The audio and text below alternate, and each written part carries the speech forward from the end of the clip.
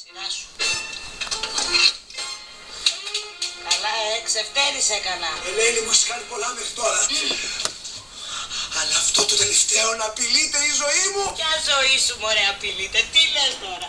Ρε εσύ, αυτό το πιστόλι. Ελένη. Πιστόλι. Βοήθεια. Ματίνα, Ματίνα, πού πας, μωρέ τρελή. Έλα να σου εξηγήσω, Ματίνα. Αυτό που έπεσε από κοπέλα γλυκό είναι.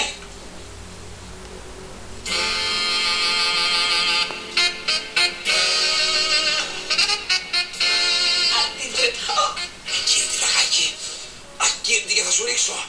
Χριστέ μου, πόσο δελεαστικό είναι να παραβώ το ούφο νεύσης όταν την έχω απέναντί μου και κρατάω το πιστόλι. Όχι, Κωνσταντίνε, μη με σκοτώσεις. Λυπήσουν τα νιάτα μου και την ομορφιά μου. Για ομορφιά σου, εγώ παθέστατη καρσόνα. Είναι αυτό που πρέπει να λυπηθώ και να πατήσω τη σκανδάλη. Ωραία, λοιπόν. Χτύπα. Δεν σε φοβάμαι. Προτάσω τα στήθη μου, χτύπα. Όχι, Ελένη. Ελένη, μου πλησιάζεις. Ελένη, μου πλησιάζεις, θα ρίξω. Ελένη, σε παρακαλώ, συγχαίρω με τα αίματα. Σε σκότωσα. Τι ηλίθιος που είσαι, ρε Κωνσταντίνε. Αυτό το όπλο είναι καραμαϊμού του κερατά. Τι είναι? Το έφερε η Πέγγι, μωρέ, για ένα ρόλο που θέλει να παίξει στο θέατρο. Ωραίο γλυκό. Πες σε αυτόν τον υπάνθρωπο να μαζέψει τα γλυκά από το πάτωμα και θα μαζευτούν οι κατσερίδες. Και έτσι που είναι αυτός θα τον περάσουν και για συγγενή τους.